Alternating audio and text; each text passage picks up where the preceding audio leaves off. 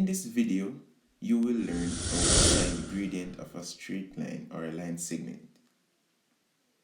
The gradient of a line is the rate of rise or fall, basically the steepness of a line. So if you have a line like this versus a line like that, if the y-axis is there and the x-axis is here for reference, then we can see that this line here is a lot steeper than this line. And that's basically what gradient is, the steepness of the line or the rate at which the line rises or falls.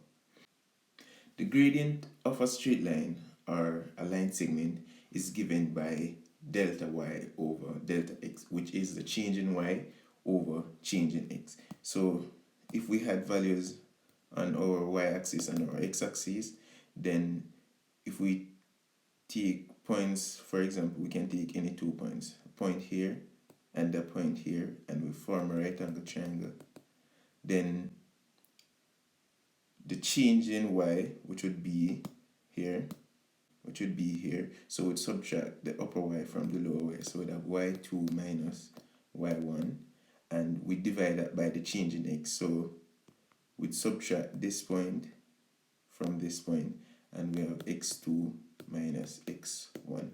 And this is how we find our gradient. Gradient is denoted by a common m. And as we saw a while ago, we have y2 minus y1 over x2 minus x1. So this is our formula for finding the gradient. Now let's look at some examples. On our graph here, if we have this straight line here, to find our gradient we can take any 2 points. Let's take this point and this point. If we form our right angle triangle, the coordinates here would be 1, 7, and here our coordinates would be -6, 2.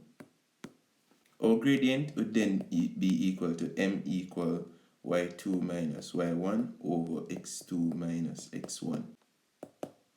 Our y2, which is the 7 here, would be 7 minus y1, which is 2, over x2, which is 1, and x1 is -6. So 1 minus -6, which would give us 5 over 1 plus 6, 7. And that would be our gradient. For a next example, say this is our straight line. So let's use this point here and this point here.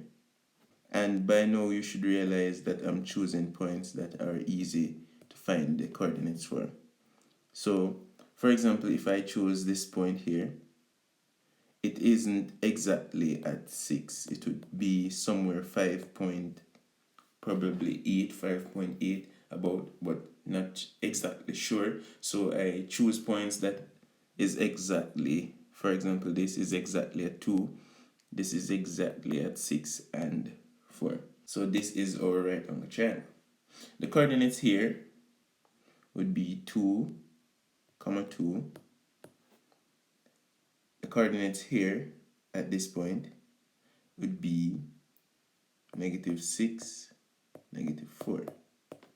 Our gradient would then be equal to y2, which is 2, as you can see here, minus y1, which is -4, as you can see there.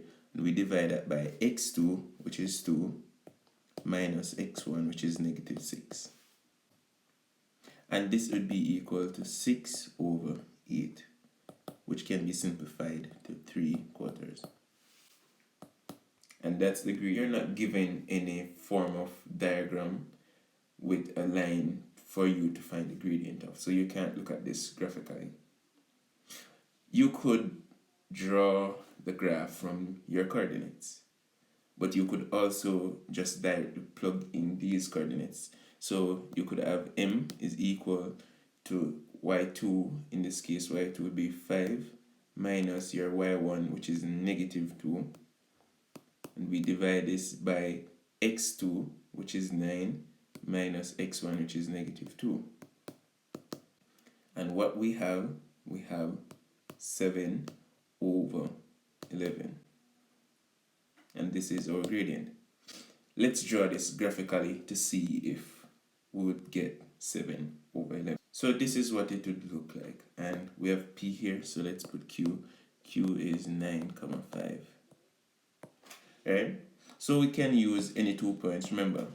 So we can use this point here, 1, and let's use the point Q. At 1, our coordinates would be 1, 0.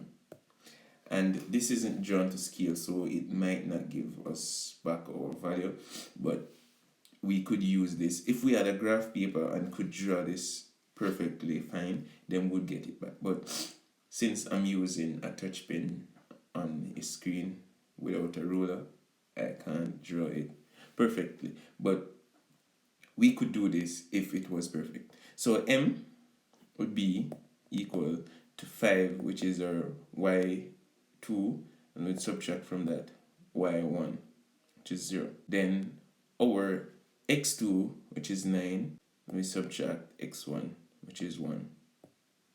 So we would have 5 over 8. And we can see that we did not get our, I think we got 7 over 11. Let me check. Yes, we did get 7 over 11. We did not get that back. And that is due to the fact that this isn't drawn to scale or drawn perfectly. So this is how you would do questions like these. And that's it for this video. Thank you for watching.